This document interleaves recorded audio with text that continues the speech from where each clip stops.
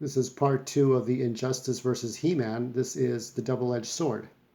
And here we have Shadows' sister Hawk. There's the city of the bird people in the Mystic Mountains. A lot of history there. But their peace is interrupted by the likes of Steppenwolf and the warlords of Apocalypse. And you can see some of the creatures here. I remember some of these guys. The demon. I forgot what they are. They're not parademons, but they're some sort of demonic creatures from Apocalypse. While Batman gives an overview of Lois Lane, perverted statue, and all that, He-Man looks at Clark Kent and wonders about his humanity. The whole Faker thing was really a setup about Clark Kent being gone the moment Superman killed the Joker. So he was asking about what is a reporter. So that's Zatanna tells him. So Batman goes over the briefing of what needs to be done, and then Orko says he's a ray of sunshine permanently. I don't think but an assassin to him, Tila. You're volunteered to fight a war. You played Prince, you played hero, but you've never been a soldier. I have, Adam, and you should know. Wars have casualties.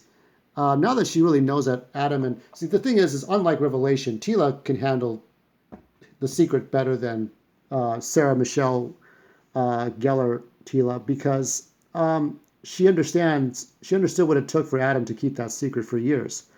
But... now that she knows, she treats him more harshly and with a greater respect, but also talking down a little bit. It's like, you may be a prince, but you have to get your hands dirty, not just wielding a power sword and magic, but you have to really do the hard things that nobody else. It's kind of like Deanna Troi when she sends fake Geordie LaForge to his death in a simulation in which Riker had put her through that hard training. That was a great moment in Star Trek: The Next Generation. You can see Evil Lynn and Trapjaw. They're in an Eternals prison, Dark Smoke prison. So they finally got captured. But of course, eventually, Granny Goodness, the others, they rescue him. Let me see. I'm trying to see what's happening here. So I guess one by one, they all get rescued. And they're moving on to stop... they're trying to get the ultimate power. There's Spikor. We haven't seen Spikor yet. All kinds of new people. He-Man is in disguise at this point with Orko with his newfound wand and his powers. He's in disguise as a lowly peasant walking around Earth. This is the world that his mother had been to before she became an astronaut and came to Eternia. This is, she kind of reminds me of Kiersey Clemens, the Iris West.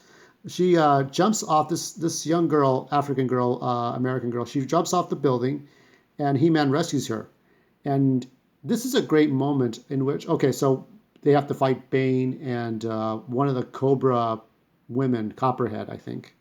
After the fight ends, they remove their clothes, so Copperhead and Bane walk away, and he gets their items.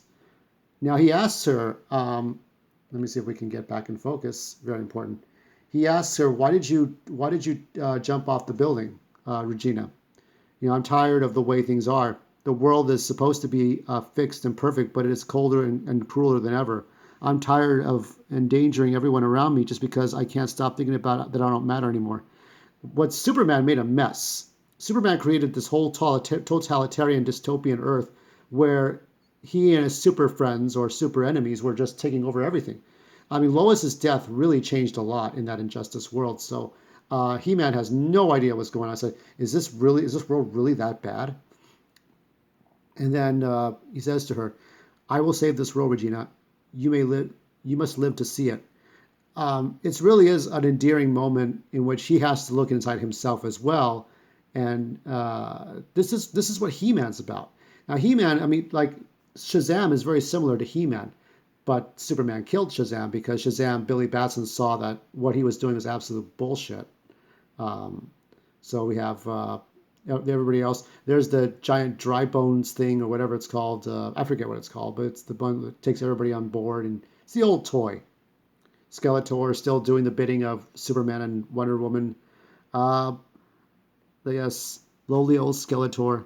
Once the finest acolyte of Hordak, who survived the horrors of this test and even guaranteed to best his former master. Pathetic Skeletor who drove the Council of Elders into exile and bested champion after champion until that damnable Prince Adam lifted the power sword again. Yep. Pathetic Skeletor who once held the orb of knowledge and gazed into the nexus of realities before his castle just. So he's been traveling dimensions. He tried to go after the secrets of Castle Grayskull and was stopped. Who was stopped at nothing to have the power again. So after what happened to Evil Lyn and with the Snake Men, he's trying to get back to a point where he can get the most power. That way, all the bad things will stop happening. We got lovely Tila here, and He-Man's brought back some goods. This is He-Man with the Bane armor, because why not? And there's Orko. Um, so we get into the next chapter, which is going to be City of Darkness, and so stay tuned for that one.